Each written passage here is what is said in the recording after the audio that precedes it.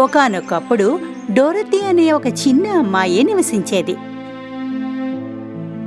Dorothy తన aunty మరియు uncle ఎం మరియు హెన్రీతో కలిసి ఫామ్ హౌస్లో నివసించేది. ఒకరోజు డోరతీకి తన కుక్కతో ఆడుకోవడానికి కూడా ఇష్టపడలేదు.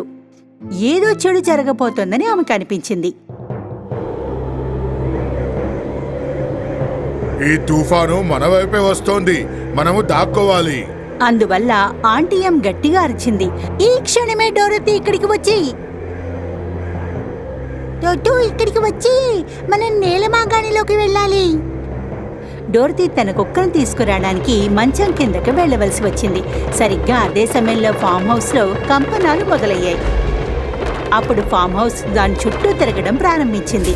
చిన్న అమ్మాయి ఏదో పట్టుకోవడానికి ప్రయత్నించింది. అదే సమయంలో తన కుక్కను పట్టుకోవడానికి కూడా ప్రయత్నించింది. ఆమె తలుపు నుండి బయటకు వెళ్లబోతుండగా ఆమె కుక్కను పట్టుకోగలిగింది. ఆమె ఏమీ చూడలేకపోయింది. ఆ సమయంలో ఆకాశంలో మేఘాలు కమ్ముకున్నాయి. ఆకాశంలో ఉన్నట్టుగా తెలుసుకుంది.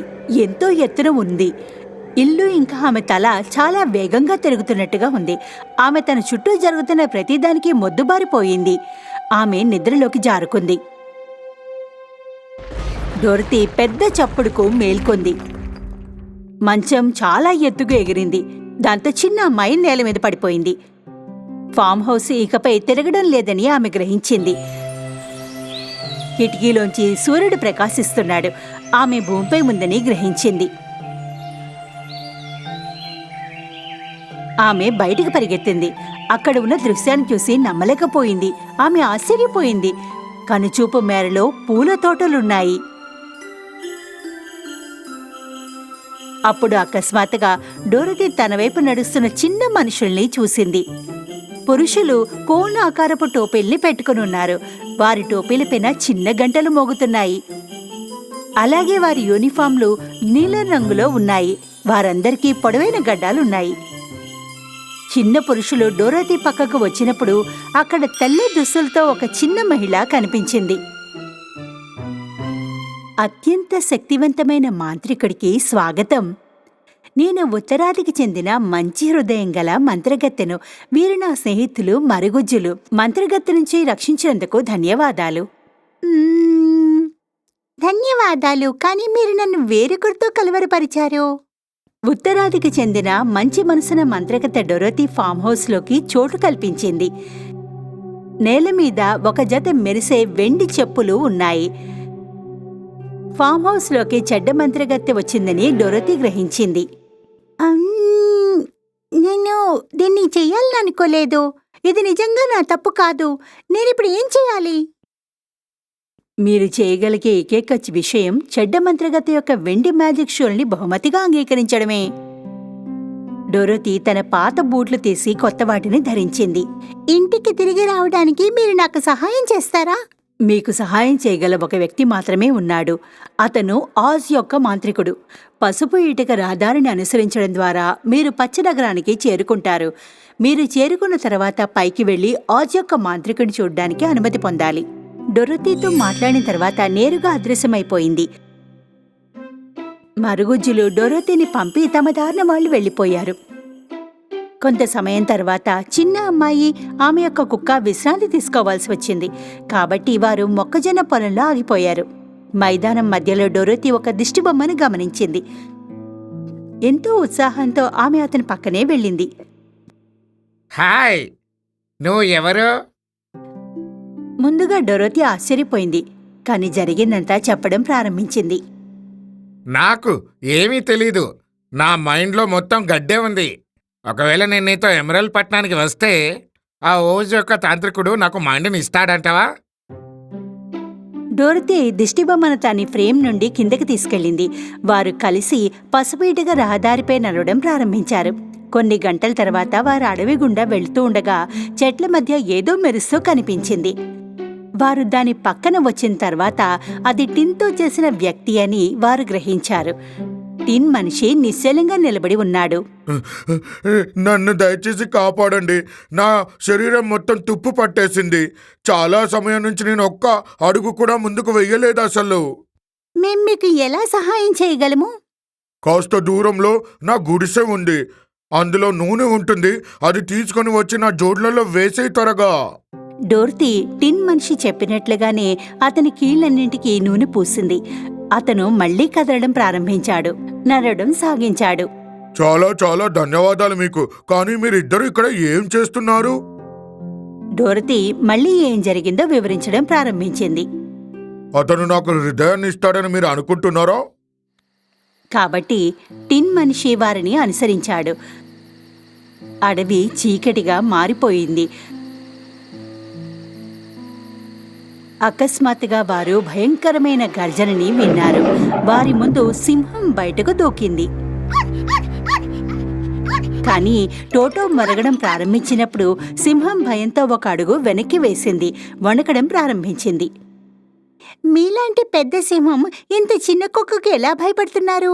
నాకు తెలుసు, నేను చాలా పిరికివాడినని. చిన్న శబ్దం కూడా నన్ను భయపెడుతుంది. వేచి ఉండండి, ఏడవకండి. మీకేం కావాలో చెప్పండి. మేం విజైడ్ ఆఫ్ ఓజ్ కోసం వస్తున్నాము. మనందరూ అతని నుండి ఏదైనా అడగచ్చు. అతను మనకు సాయం చేయొచ్చు. సింహం తన కన్నీళ్లను తుడుచుకుంది. వారితో పచ్చనగరానికి వెళ్ళడానికి ఆనందంతో అంగీకరించింది. కాసేపు నడిచారు. పచ్చగా మెరిసిపోతున్న ఆకాశం వారికి దిష్టిబొమ్మని చూపించింది. పచ్చ నగరం ఇప్పుడు అంత దూరం కాదు. కొద్దిసేపటికి తర్వాత 2 గంటల పాటు నడిచిన తర్వాత వారు పన్నాన్ నగరం యొక్క ద్వారాలకు చేరుకున్నారు. మేము ఓజ్ యొక్క మాంత్రికుని చూడ్డానికి వచ్చాము. కోటలోకి ప్రవేశించడానికి వారు పెద్ద అద్దాలు ధరించాలి. ఎందుకంటే వారు పచ్చనగరం యొక్క మెరిసే ఆకుపచ్చ లైట్ల ద్వారా కళ్ళు మూసుకోవచ్చు. పన్నా నగరంలో ఇళ్ళు, వీధులు, ప్రజల బట్టలు కూడా పచ్చగానే ఉన్నాయి. ప్రతి చోట మెరిసిపోతోంది. చివరకు కోటకు చేరుకున్నారు. ఓజు మాంత్రికుణ్ణి చూడటానికి డొరోతీ మొదట ప్రవేశించింది. చిన్న అమ్మాయి సంకోచిస్తూ లోపలికి ప్రవేశించింది. ఆమె సింహాసనంపై ఉన్న పైకప్పు నుండి ఒక తల వేలాడుతూ ఉండడం చూసింది. నేను శక్తివంతమైన మరియు భయానక ఓజ్ని. మీరు ఎవరు? నన్ను ఎందుకు చూడాలనిపించి? మరి ఆ వెండి బూట్లు ఎక్కడి నుంచి వచ్చాయి? నా పేరు డోరతీ. నేను సహాయం అడగడానికి వచ్చాను. డోరతీ ఎంతో శక్తివంతమైన ఓజ్కు జరిగిందంతా చెప్పింది. ఓజ్ యొక్క మాంత్రికుడు ఆమెకు సహాయం చేస్తానని మాటిచ్చాడు. కానీ ప్రతిఫలంగా ఆమె వెస్ట్ యొక్క వికెట్ బీచ్ నుండి బయటపడవలసి వచ్చింది. చాలా నిరాశతో డోరతీ ఏడుస్తూ తన స్నేహితుల వద్దకు తిరిగి వచ్చింది. ఓజ్ మాంత్రికుడు తనను అడిగిన వాటిని ఆమె వారికి చెప్పింది. వారంతా పశ్చిమానికి చెందిన వికెట్ బీచ్ని కనుక్కొని ఆమెను వదిలించుకోవడానికి నిర్ణయించుకున్నారు. మరుసటి రోజు ఉదయం వారు పచ్చనగరానికి విడిచిపెట్టి పశ్చిమాన ఉన్న వికెట్ బీచ్ కోటకు తమ ప్రయాణాన్ని ప్రారంభించారు. పశ్చిమాన ఉన్న మాంత్రికురాలికి ఒకే కన్ను ఉంది, కానీ ఆమె చాలా దూరం చూడగలదు. డోరతీ మరియు ఆమె స్నేహితులు తన కోటను సమీపిస్తున్నారని చూసినప్పుడు ఆమె తన వద్ద పెద్ద తేనెటీగలను పిలిచింది. ఆ చొరబాటుదారుల్ని కుట్టండి.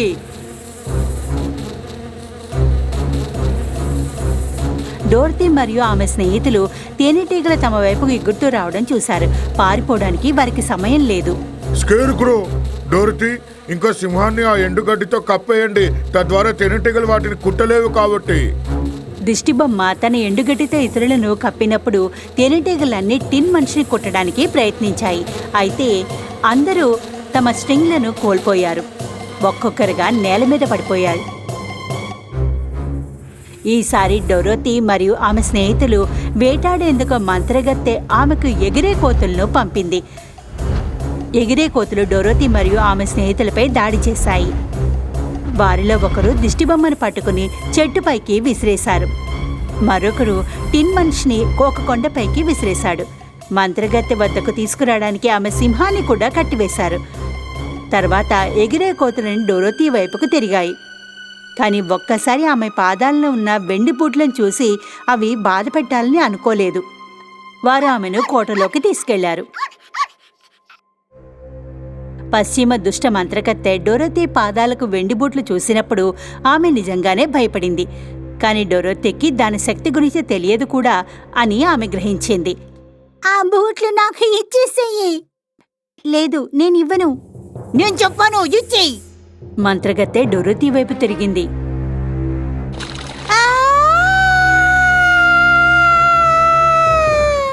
మీని నాశనం చేసే ఏకైక విషయం నీరు అని నీకు ఎలా తెలుసు? నన్ను నన్ను క్షమించండి.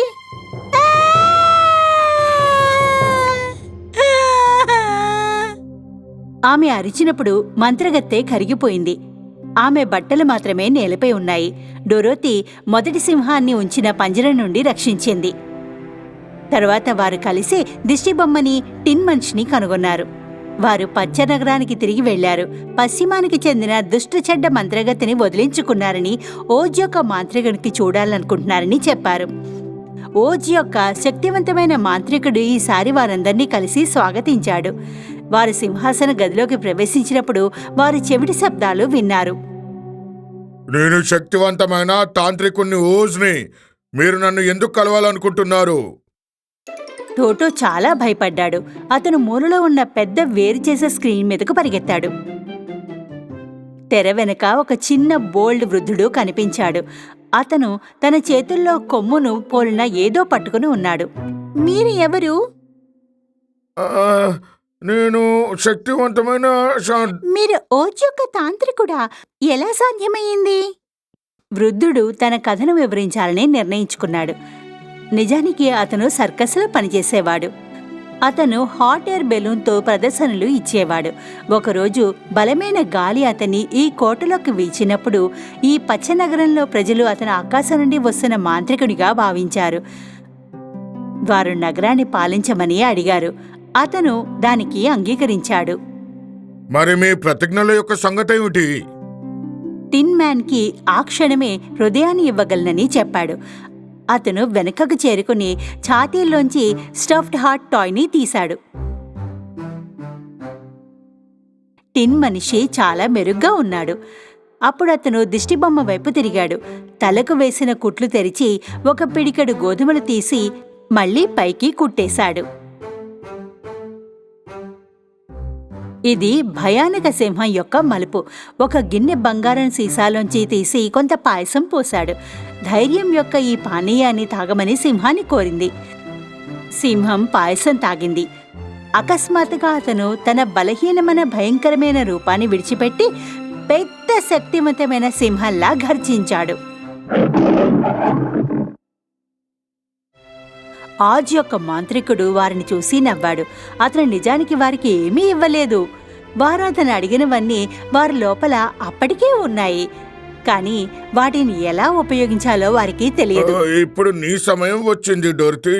అయితే నీ దగ్గర అయితే కావాల్సినవన్నీ ఉన్నాయి. నీకు ఏమీ అవసరం లేదనిపిస్తోంది. ఒకవేళ ఈ వెండి బూట్లని ఒకదాంతో ఒకటి 3 సార్లు అలా కొడితే గనక నువ్వు ఎక్కడికి కావాలంటే అక్కడికి వెళ్ళిపోవచ్చు. నేను కోరుకున్నప్పుడల్లా ఇంటికి వెళ్ళగలనా? అవును, అప్పుడు నేను శాశ్వతంగా పొలంలోనే ఉండిపోతాననిపిస్తుంది. పైగా నేను జీవితం అంతా తుప్పు తింటూ ఉంటానేమో. పైగా నేను సాహసమైన సింహాన్ని అనిపించుకోలేనేమో. డోర్తీ తన స్నేహితులను గట్టిగా కౌగిలించుకుంది. ప్రతి ఒక్కరికి ఆమె వీడ్కోలు చెప్పింది. ఆపై ఆమె టోటోను పట్టుకుని ఆమె షూలను 3 సార్లు నొక్కింది.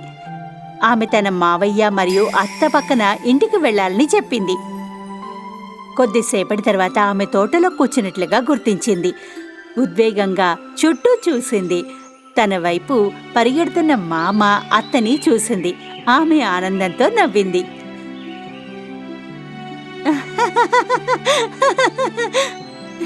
టోటో చూడు, మనం ఇంట్లో వచ్చేసాము.